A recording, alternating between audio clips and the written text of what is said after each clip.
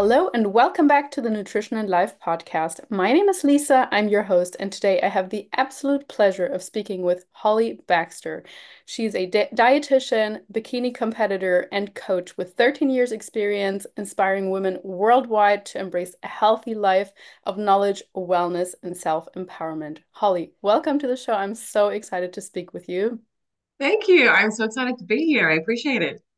Well, for anybody who's listening who might not know you, which is most definitely the minority of our listeners, but who might not know you, maybe you can give us a little bit of an intro into who you are, how you got to Mhm. where you are today, what you do. Sure. Well, I guess I'll start out where I'm from. So originally, like born and raised in Australia in a little place called Tasmania. I guess moved to the USA, specifically Florida in 2017. I have been here ever since. And I guess as far as how I got into the industry, oh my gosh, so many things. I guess I'll try and give you the cliff notes, but I was pretty sporty when I was growing up. I did a lot of athletics and basketball, and I always say my mom put us into basically every single type of sport and activity that you can imagine. Musical, like educational as well. We did all the things. And I think I really wanted to be involved in something to do with exercise or at least nutrition and health. So, because I grew up in Australia, there weren't really a lot of opportunities to pursue, high end, like elite level sport as a female, at least. There were plenty of opportunities for men to be footballers and things like that. But women was like, yeah, there isn't really a whole lot of options. So, the next best thing is to be involved in like the academia or the world of academia. So, I ended up going into do a bachelor's of food science and nutrition. And then I finished that, knew or felt like I knew nothing and I needed to keep learning and keep learning. So I went and did my master's in dietetics.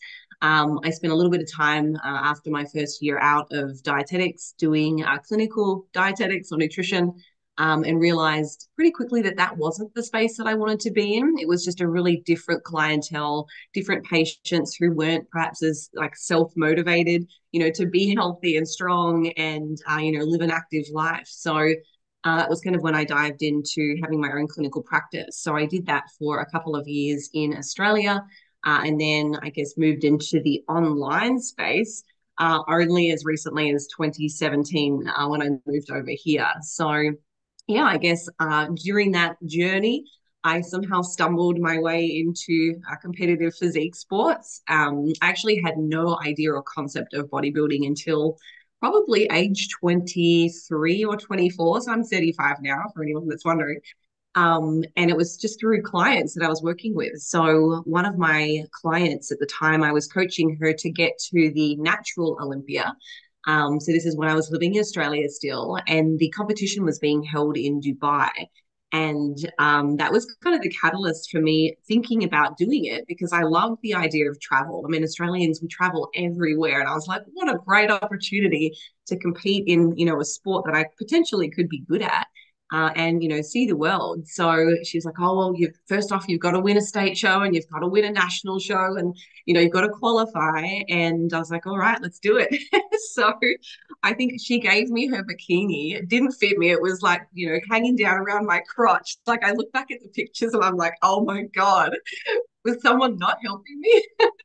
But yeah, I eventually won the shows that I needed to qualify and competed for Australia. So from there, I think that was in 2015 or 2016. And I have done probably 50 shows or something like that since then for a couple of different federations, which has been interesting to kind of just observe, the differences in like the appearance of each of the different categories and how the shows are run and the different costumes and routines. So it's been quite a journey, but kind of going along in the background as all of that was happening, I'd kind of been building my businesses, growing and I guess learning. And now I guess I kind of sit in the middle as somebody that's very interested in the evidence-based approach. And we've actually recently published some studies, but then I also try and keep it easy enough to understand that the average person can kind of interpret potentially difficult topics in our area. So,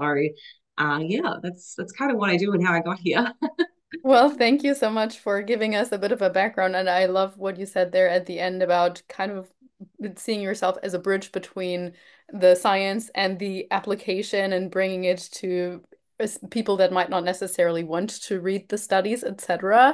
And I also love your inspiration for stepping on stage. I'm from Germany, but I usually live in Colombia. I've lived in New Zealand for quite some time. I actually never made it to Tasmania, even though I lived Ah, in New Zealand for over 9 years.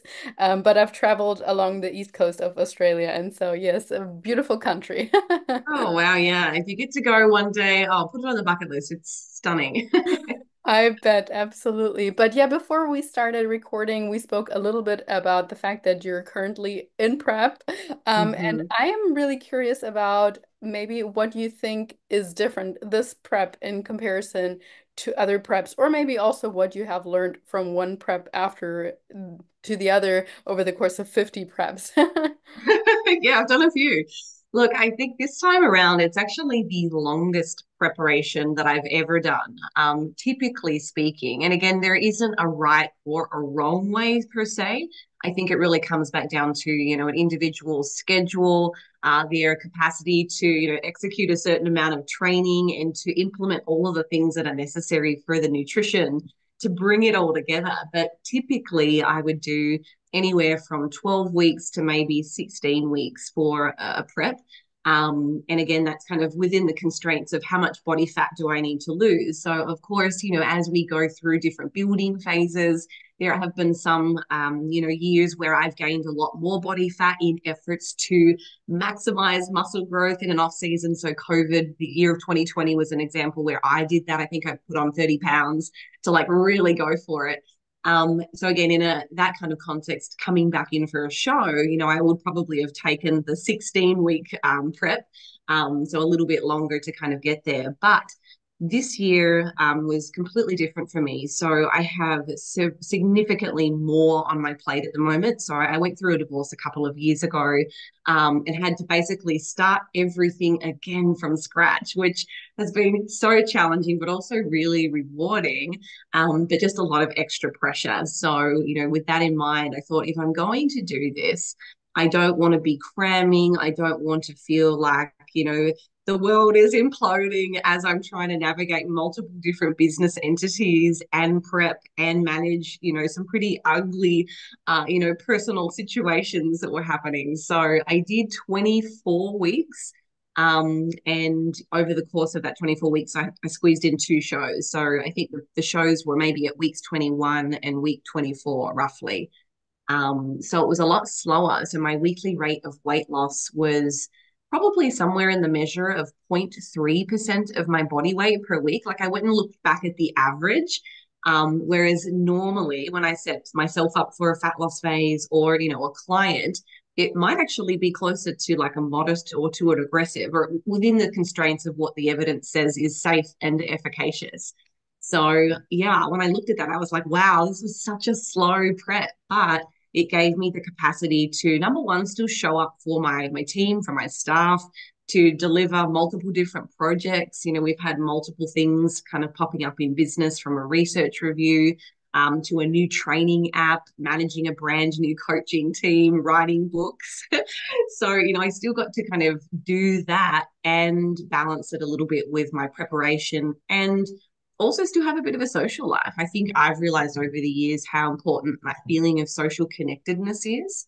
And, previously when I'd done preps, I would kind of become a bit of a hermit, and it was almost necessary and essential. But I realized that behavior, whilst it allowed me to show up and be the leanest on stage, and be successful in the sport, I realized that it was having some pretty profound and significant negative impacts on my overall health and well-being. So again, this slower prep really allowed me to still go out and enjoy 2 nights out at a restaurant every single week. Still enjoy some wine, still enjoy cocktails, and at least be partially present. Obviously, the leaner you get towards stage or show day, I won't pretend to the people that it's easy. I mean, you've probably got plenty of listeners that have done shows themselves, so they know what I'm talking about. There's just this food noise that doesn't go away. When you're probably 6 to 8 weeks out, it is rough.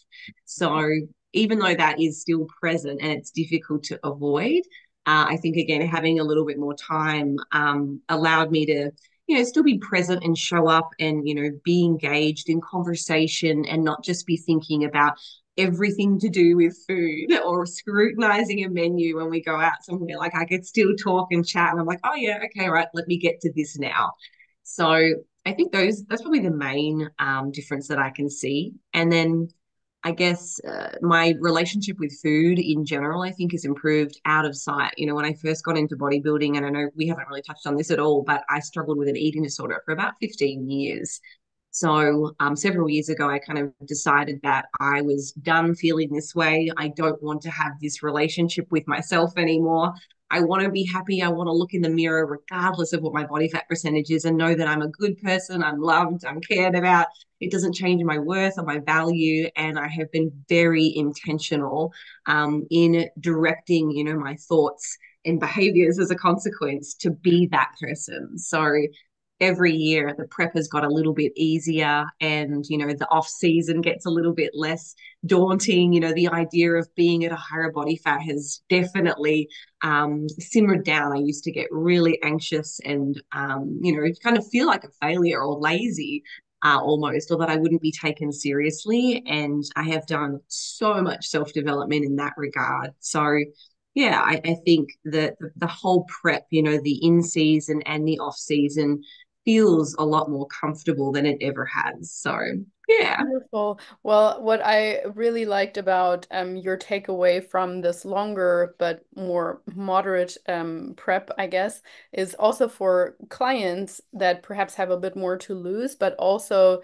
that we want to teach that they can eat out, that they can travel and still make progress, as opposed to Mm-hmm. thinking they're on their diet, they now have to eat quote unquote clean, or they have to be super, super, super strict. As you know, obviously you have to be at the end of a prep or when you are going much more aggressively. And therefore, what you said there about this more moderate approach allowing you to be more social, I think that that's so beautiful. And for anyone wanting to have a social life while dieting, I think that that's just a good reminder that it's probably worth taking a bit more time, but taking it a bit slower. And then on the other side, I think that's again so beautifully said about the scale doesn't define us, our body fat percentage doesn't define us. Our who we are at our core, that's really what we should be focusing on. And even if it takes work for all of us to acknowledge that. Mm-hmm. But yeah, Yeah. some wonderful takeaways there. I wanted to ask you about, because you mentioned you're potentially, or you might already have started a research review, and you also mentioned a couple of studies. Maybe you can share a bit about that. That would interest me, what they were about, the studies, or what the research review is about. Yeah, so I guess the research review it's called Beer Brain. And so it kind of falls in suit with all of our other companies. So I have Beer Body and Beer Fit. They are our training application and our coaching team. So it kind of sounded right, it fit. But anyhow, each month we deliver a review of four different subjects. It might be something that we're just generally interested in about. We might write something from scratch, or we'll take recent, I guess some of them are not that recent, but interesting subjects, things that are really meaningful to exercise, nutrition, and health. And we'll break those down in an easy to understand way. So we tend to focus two of those papers on something that's a bit more exercise specific, and then two of the papers are the remaining two are on a nutrition focus. So I guess that's what the research review is, and we've actually covered, I guess, some of our work. The two that I guess I've been involved in are very recent, but the first one was in regards to training volume. And I guess there is a bit of a zealot culture, if you will, that kind of gets behind the idea that, more is better. The more training volume you do, the better your growth adaptations are going to be. So I guess I've definitely heard a lot of people say that there is this linear increase. You do more, you get better outcomes. So I guess the objective of this particular paper was to take a look at the breadth of research that's available, and try to tease it apart a little bit more, get a better understanding about what these individual randomized control trials are finding, to review previous meta-analyses and recommendations on training volume. And I guess what we found was some of the key papers that have been used as evidence for supporting higher training volumes don't necessarily have outcomes that we agree with or that we think are plausible or viable. So, what I mean by that is there were a couple of papers that have been included in the meta-analyses that show rates of muscle growth, specifically through B mode ultrasound, which is one of the standards that we'd use in the research setting. We can also use things like MRI, but that's a lot more expensive. So most of the researchers will use B mode ultrasound to measure muscle thickness or CSA.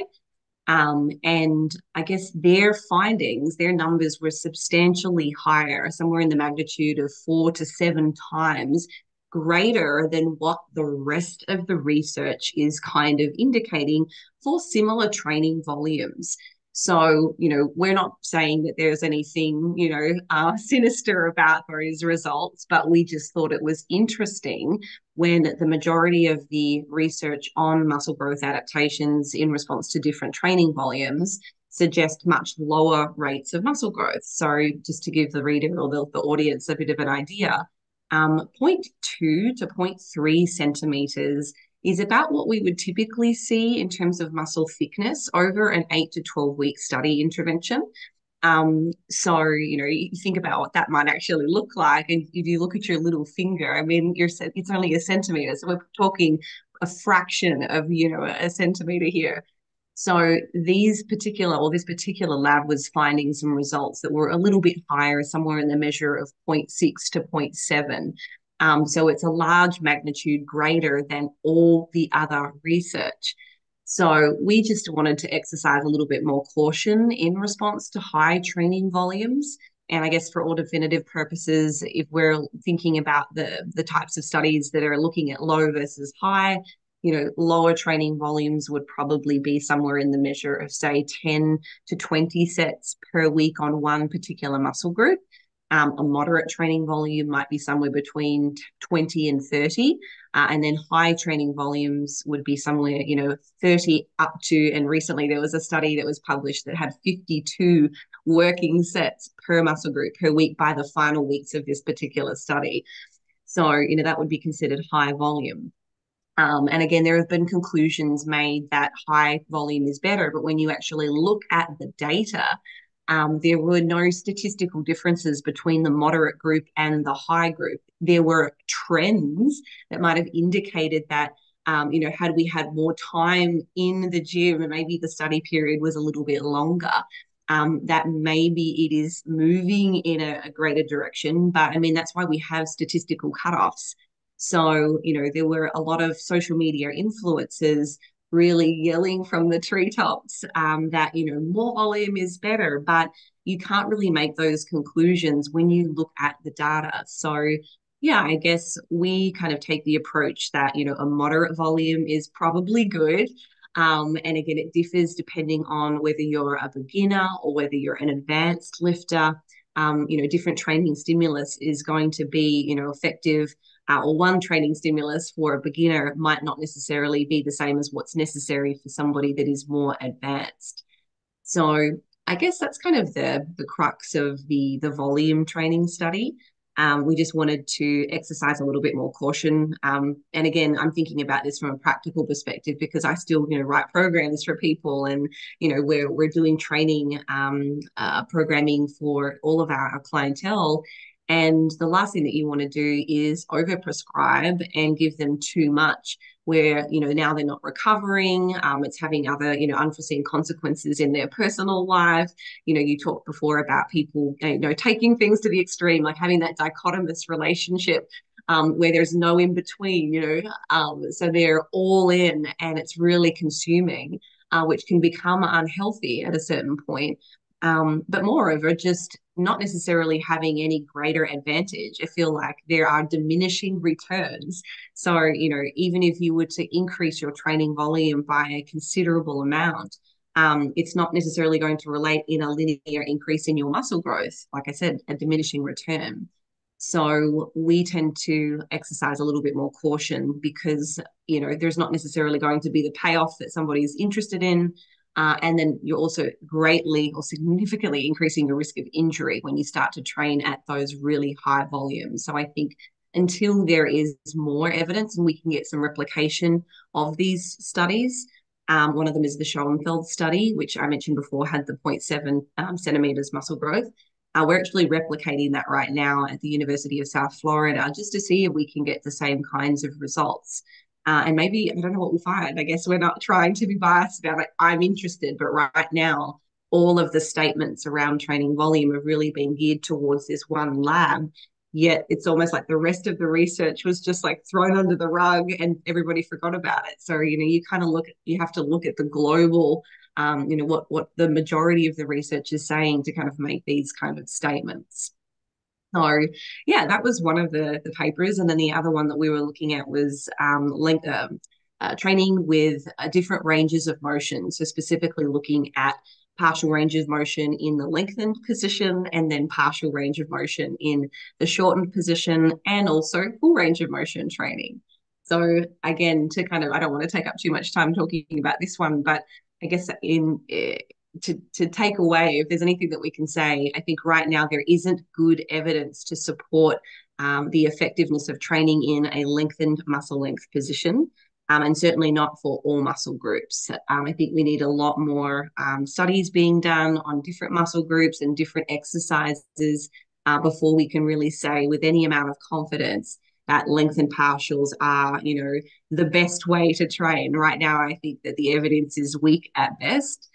We have a couple of studies that might indicate that in certain muscle groups. For instance, the calf would be one, but the rest of the research that's been done primarily on the rectus femoris doesn't necessarily make any strong claims to that. There's been some miscommunication as well, I think, with some of the influences of what these studies actually say. So I still include lengthened partials. I still include full range of motion training, as part of my programming. I think having a variety probably might be beneficial.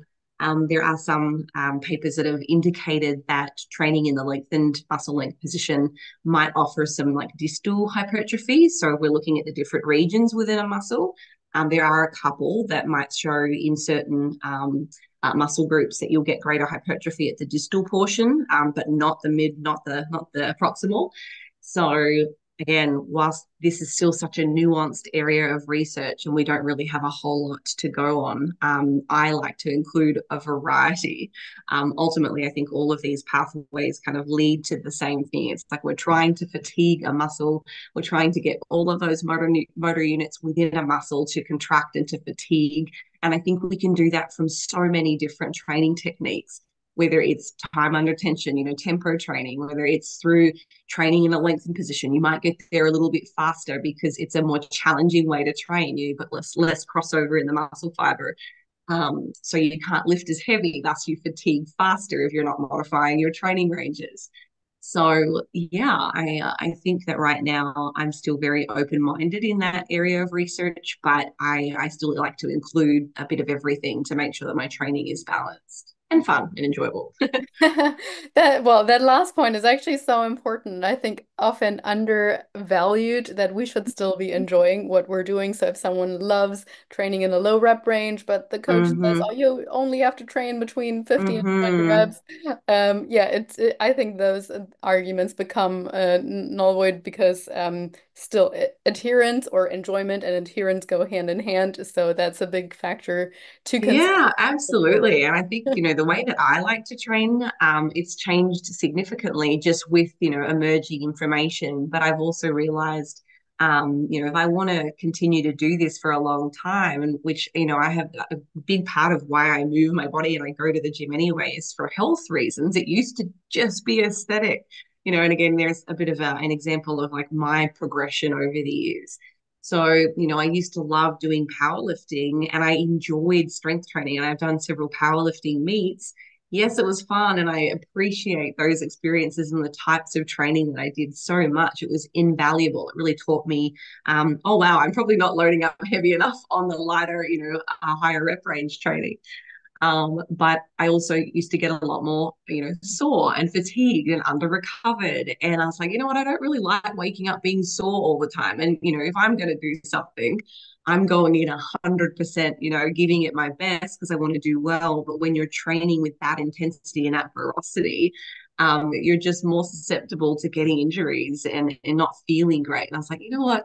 I want to feel good. So I'm going to kind of make some modifications to, how frequently I do strength training now, and have a bit more of a balanced approach. I love that. I love the point of wanting to train for several, for another 50 years or so. And to the point of Mm, volume, I mean, even if whatever the outcome is going to be that we find when it comes to training volume as it pertains to hypertrophy, thinking about the stress that we're putting on our joints as well, on our tendons and all these other things, and how we're mm, feeling the next day is a whole other thing.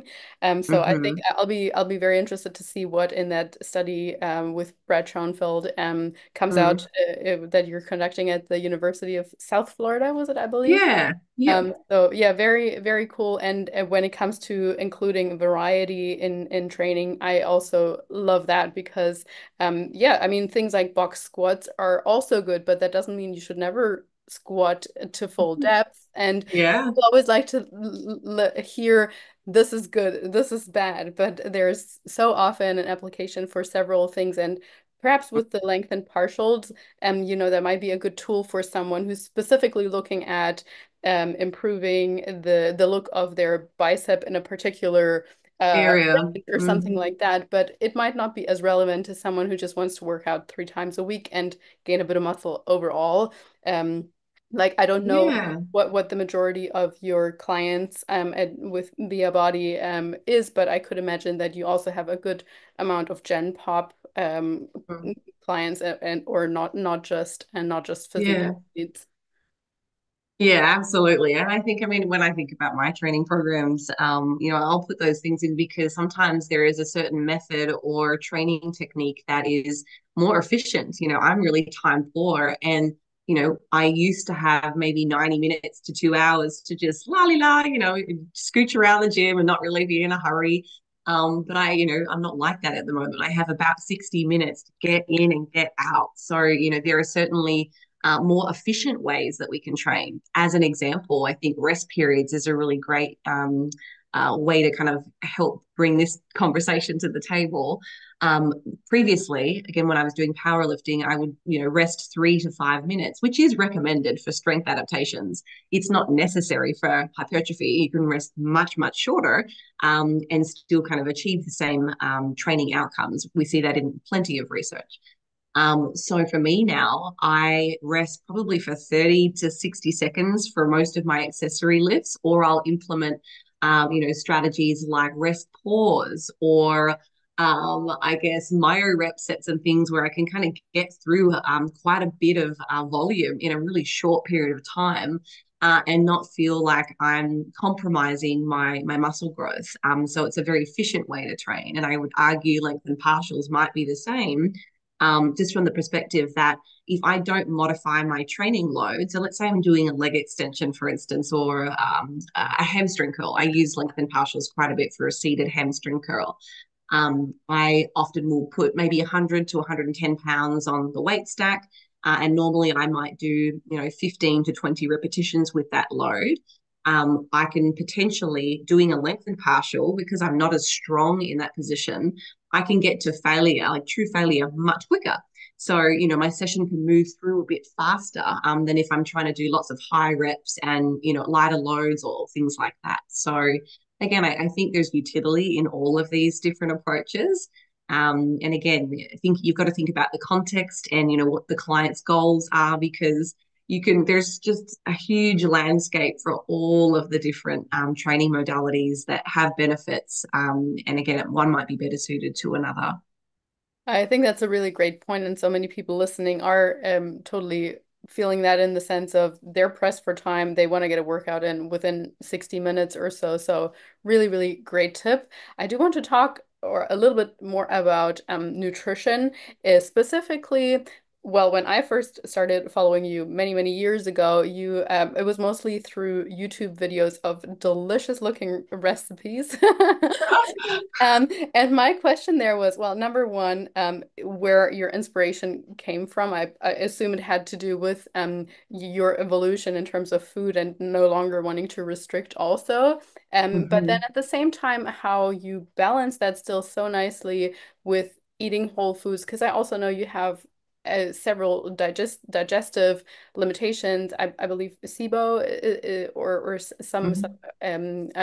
some other digestive thing that also keeps flaring up with specific foods, Mm. with stress and so on. So yeah, maybe you can share a little bit in that aspect. Yeah, okay. Well, first off, so I have IBS, irritable bowel syndrome. It's very frustrating. I haven't had SIBO, but I also haven't really been tested for that in a long time. So who knows? But Right. anyway, there are a lot of really great diagnostic tools that exist, and maybe we can chat about that in a moment. But the inspiration for all of my recipe guides, as there are quite a few, have probably just come from, being out at a restaurant and absolutely loving their menu. Like it all sounds really good. So I will often just try to replicate what I've ordered when I eat out or something that I've seen on a menu that maybe I didn't order at the time because it was really calorically dense.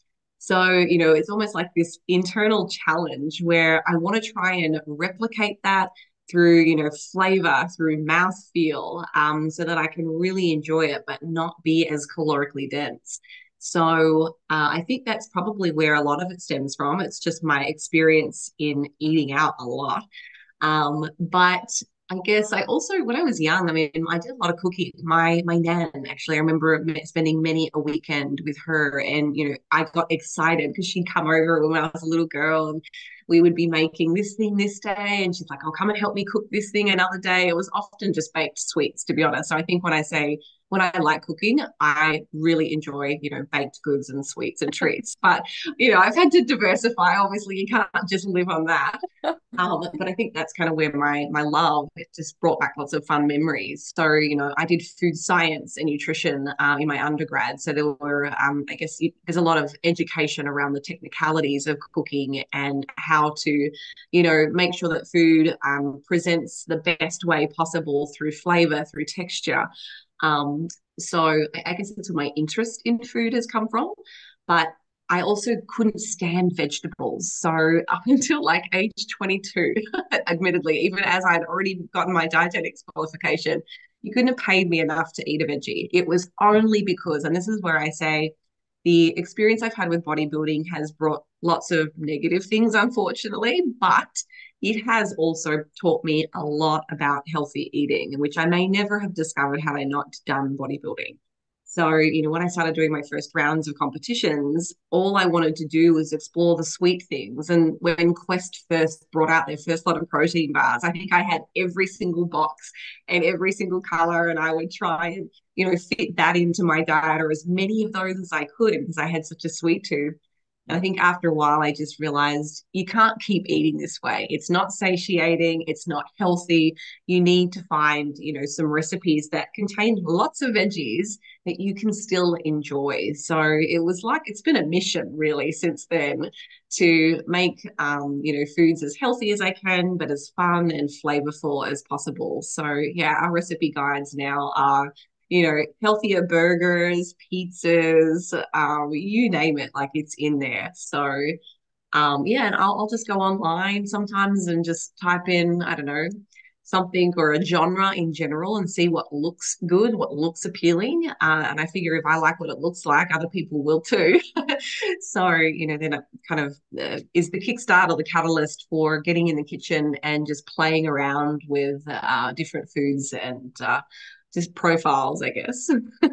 I love that. And yeah, I think anyone following you can also see on your stories that you love eating out. You like that the whole central experience of that, and I very much relate to that. I think that's often portrayed as like, oh, you only have to make your meals at home, but you saying you're getting your inspiration when you are eating out or from Mm. nostalgic recipes and making them lighter or just more satiating, more healthful. Yeah, very very, very great point. And I guess as it pertains to your IBS, it took you a while to get to the bottom of that. Is that correct? You mentioned some forms of testing. Maybe you want to share a bit of about that. Yeah. Okay. So several years ago, this is back when I lived in Australia, I was actually misdiagnosed with celiac. So I went and had several different tests, which came back, I guess, positive. So I had villus atrophy. So I guess when you're testing for celiac, you'll go and I guess have a little scrape of your the lining of your stomach, and they can kind of pull it back, or your intestine, and have a look and see what's going on. And all the little villi that exist to help with nutrient absorption were flattened. So you can see them on a little picture, and it is basically indicative that there is inflammation going on, and it's contributed to through consumption of a wheat-based product.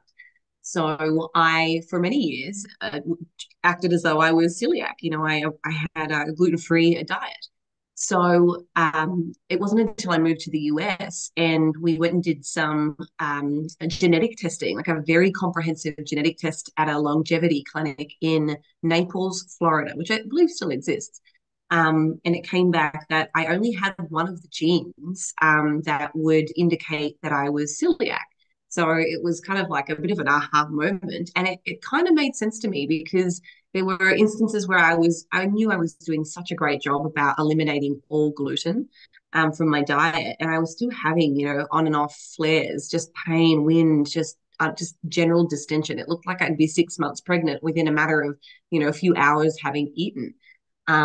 So I ended up going and having a hydrogen breath test. So there are several different, I guess, testing profiles that you can do to kind of identify maybe some intolerances or to detect various medical conditions.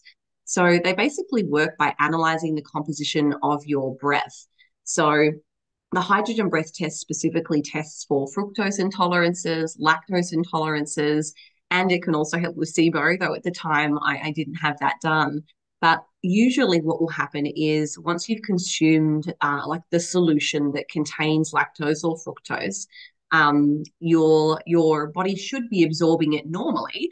And if that's the case, it's absorbed in the small intestine.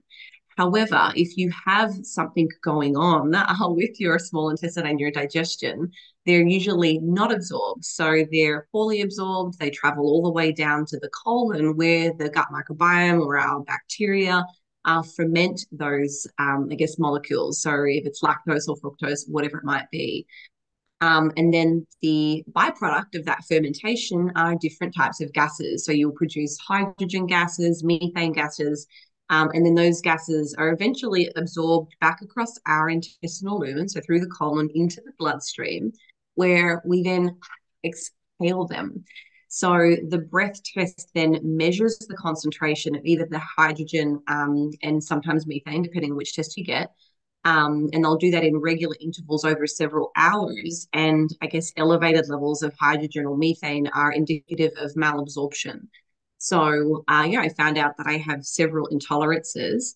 The methane test also looks at different sugar alcohols. So, I'm not sure if you or your audience are familiar with the FODMAP acronym, but it's fermentable oligosaccharides and disaccharides and polyols.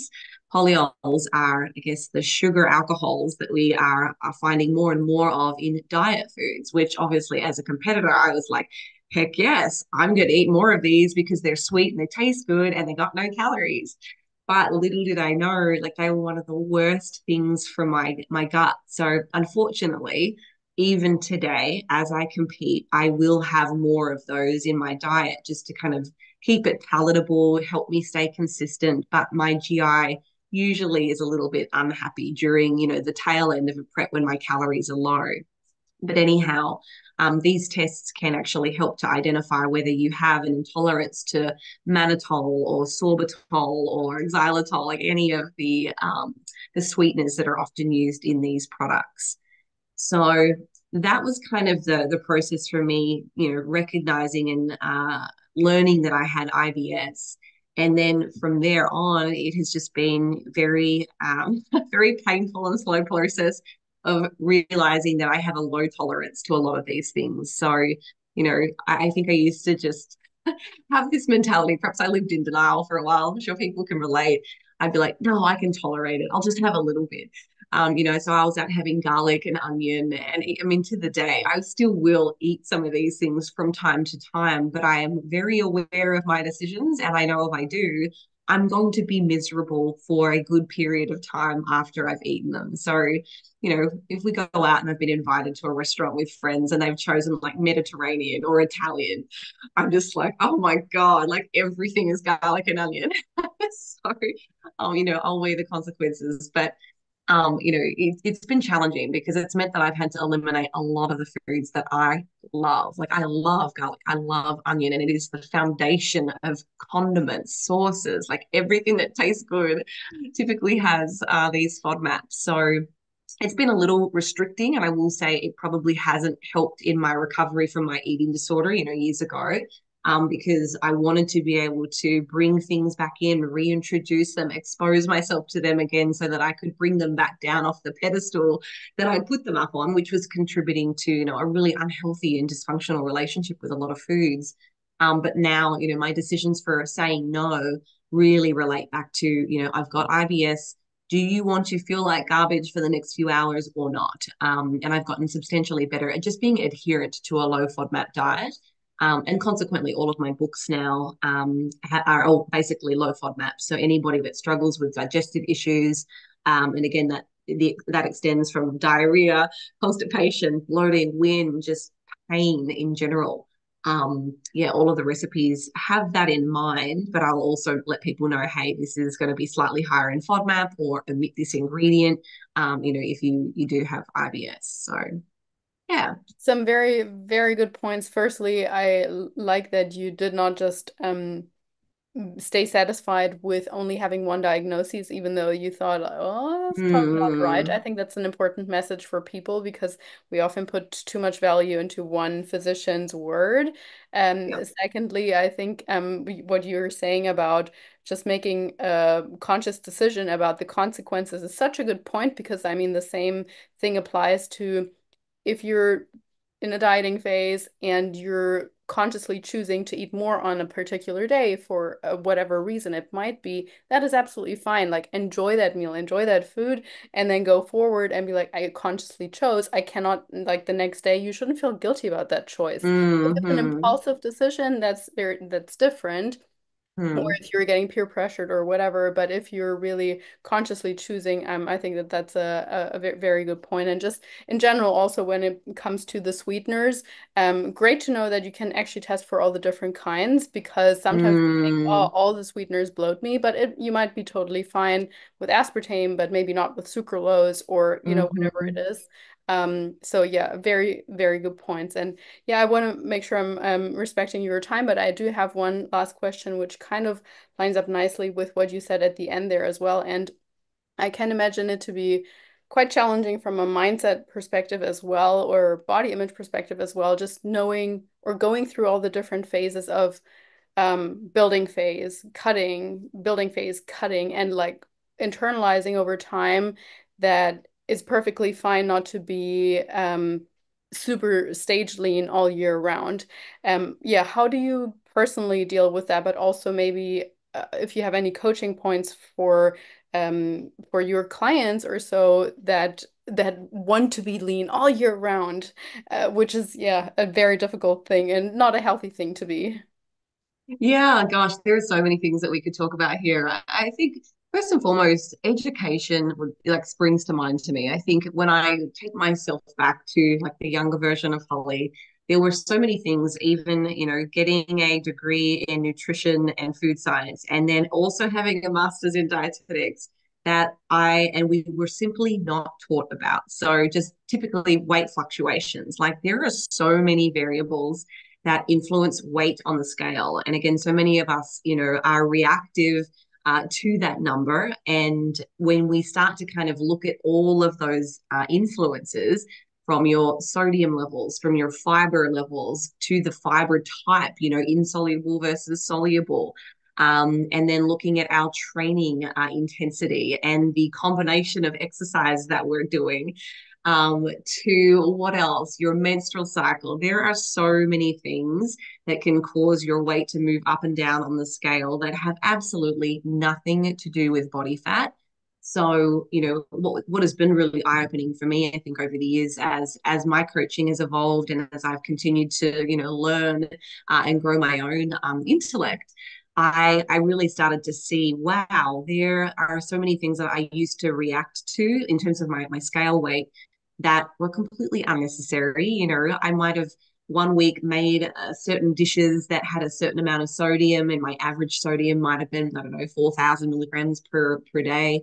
And then the very next week, I would, change my foods around a little bit, and I'd have a different, sauce or seasoning, or I hadn't eaten out.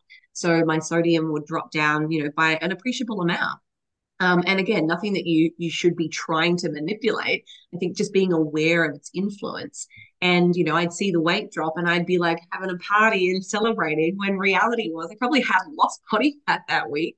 It was simply a response to me changing around some foods, and thus now my total body water levels have come down a bit. I never used to track my dietary fiber, and we now know that even adjustment or a tweak from one week to the next of, say, 5 grams, that will influence what the scale says. So it doesn't necessarily mean for me or the clients that I'm working with, or even anyone listening, that you should be trying to be a stickler about hitting the same sodium every week or having to hit exactly the same number of grams of fiber. I think it's really important to have flexibility with your food choices, as it allows you to be adherent, number one, but then, continue to progress towards your goals. But just recognize that, oh, wow, this last week I have made some pretty big changes in those two variables. How is that influencing, my weight on the scale? And it also, until I started reading more research about the influence of inflammation, that the acute inflammatory response to resistance training, I didn't understand or realize how much my body weight would shift in the positive direction by training really hard, which, in my building phases, oh my God, like the training was grueling. I was walking around like a watermelon, but when I first started, I would see, a 3 pound weight increase, in the first week of like a new training program that was intentionally geared towards building muscle. And I would have a meltdown because I was like, oh my God, I put on too much body fat. When the reality was, it was just inflammation due to new training stimulus or greater training volume. And then if you're trying to, balance that with some cardio as well, if you introduce a new modality of exercise, something that your body's not used to, there's going to be a period of adaptation where you've got to get used to it. But the initial response is it's a stress response, it's inflammation. So I can't tell you the number of clients that I've worked with, and maybe you were the same, where somebody's started, fat loss goal, and it could be for health reasons, could be for performance reasons. There's so many reasons why we might intentionally try to lose body fat, but their weight on the scale does not change. And, they'll check in and they're like, oh, I've done so terribly. I haven't lost any weight. But then I'll say, look at the increase in your volume from just the last 2 or 3 weeks. It's like a 40% increase. You've never trained like this before. You've never been this specific with your training before. By the way, not to mention, look how well you did with your fiber. Your fiber went from here to here, which is what I recommended. All of those things are going to make it look like you've gained a lot of weight, but it's not actually bad weight. I don't think any weight really is bad unless it's contributing meaningfully to like negative health. So again, kind of taking it back to education, I think understanding how our bodies work is really helpful, which is, the benefit of having a great coach. But beyond just the education stuff and normalizing weight fluctuations, I think just, practicing your ability to be confident in yourself. And I know that's really hard to do, but if you are tired of feeling upset about, seeing changes to your body composition, then I think we have to be really intentional about putting ourselves in the pathway of messaging and content and information that will support ourselves through a build. For me, when I first started, I remember I had to kind of get rid of a lot of social media because it was always the comparison game. And the people that I followed just happened to always be stage lean, or someone that I followed was lean. And I'd always get like that FOMO, like, oh, I want to diet again. So I had to tune out from all of that because I was like, if I keep trying to diet, I'm never going to get to where I want to go. I'm never going to build muscle. You cannot do that effectively if you're chasing your leanness year round. So recognizing the purposes, I think, of the different stages. There's an on season, for me at least, with competitions, and then there's my building season. And I know, there's metabolic benefits, there's health benefits from having more muscle.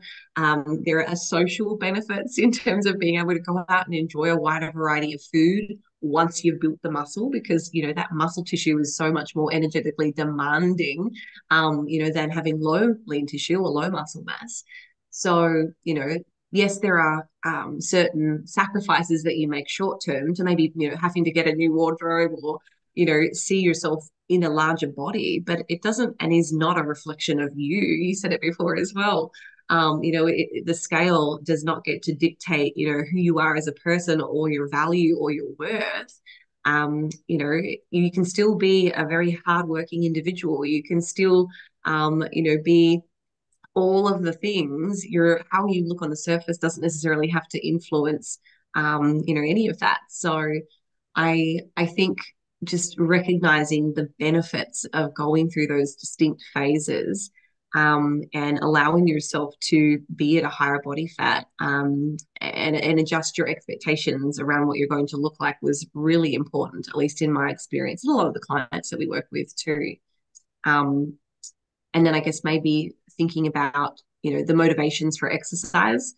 It's always been about aesthetic, or it had been about aesthetic for me for a long time. And I think as soon as I started to train more for health reasons, so, instead of getting or forcing myself to move and to train because I knew it was going to, increase my muscle or help me lose body fat, there would be days where I would say, you know what, you've been pretty sedentary the last few days. I think this would be good for your health if you move. So rather than going into the gym or getting outside and going for like a high intensity run or something, or a really grueling training session, I'd still show up. But I'm like, you know what? This is just good for your health and your mind. So I started to shift that narrative to, moving for health, not just, the aesthetics.